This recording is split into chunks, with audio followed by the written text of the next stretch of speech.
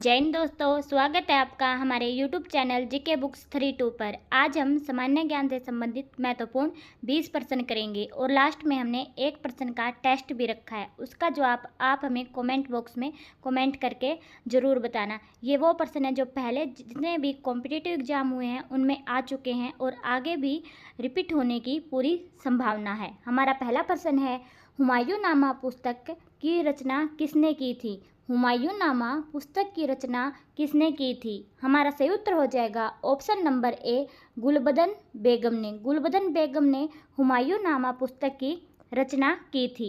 हमारा अगला प्रश्न है, किस गुप्त शासक ने नालंदा विश्वविद्यालय की स्थापना की थी? किस गुप्त शासक ने नालंदा विश्वविद्यालय की स्थापना की थी? हमारा सही उत्तर हो जाएगा ऑप्शन नंबर बी, कुमारगुप्त ने। कुमारगुप्त ने नालंदा विश्वविद्यालय की स्थापना की थी। हमारा अगला प्रश्न है, भगवान विष्णु को समर्पित पुरी का जगन्नाथ मंदिर किस भारतीय राज्य में स्थित है?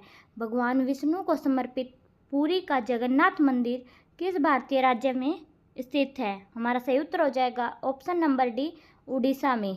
हमारा अगला प्रश्न है, तराइन का प्रथम युद्ध किनके बीच हुआ था? तराइन का प्रथम युद्ध किनके बीच हुआ था? हमारा सही उत्तर हो जाएगा पृथ्वीराज चौहान और मोहम्मद गौरी। पृथ्वीराज चौहान और मोहम्मद गौरी के बीच तराइन का प्रथम युद्ध हुआ था। हमारा अगला प्रश्न है, अजंताओं की गुफाओं में अंकित चित्रकारी किस धर्म से संबंधित है? अजंता की गुफाओं में अंकित चित्रकारी किस धर्म से संबंधित है? हमारा सही उत्तर हो जाएगा ऑप्शन नंबर सी, बौद्ध धर्म से। हमारा अगला प्रश्न है, निम्नलिखित में से किसने गुप्त वंश की स्थापना की थी? निम्नलिखित में से किसने गुप्त वंश की स्थापना की थी? हमारा सही उत्तर हो जाएगा ऑप्शन नंबर डी, श्रीगुप्त ने गुप्त वंश की स्थापना की थी। हमारा अगला प्रश्न है, निम्नलिखित में से कौन सा अभयारण्य जंगली हाथियों के लिए प्रसिद्ध है?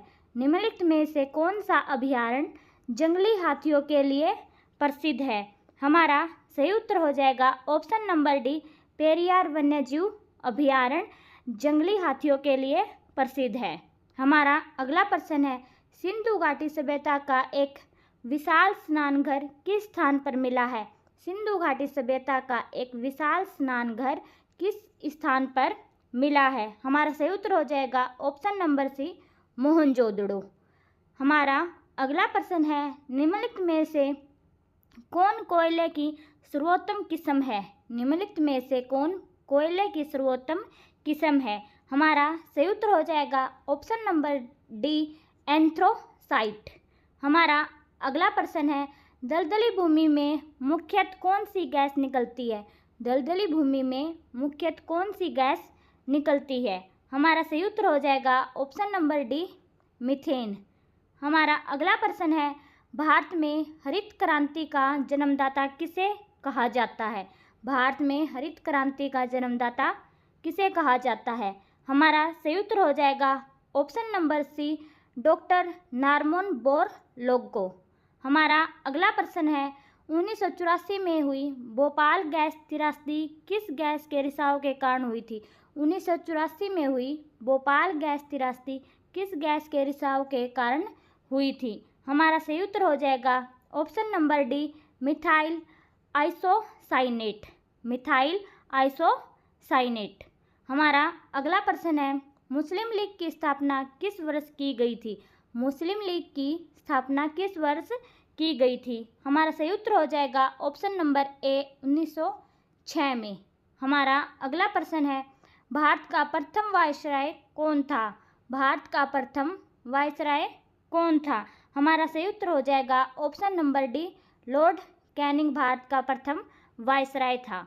हमारा अगला प्रश्न है, मुगल सम्राट अकबर के 9 रत्नों में से एक टोडरमल का संबंध किस नक्षत्र से था?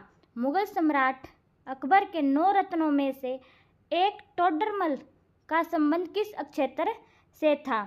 हमारा सही उत्तर हो जाएगा ऑप्शन नंबर सी, भू राजस्व व्यवस्था से।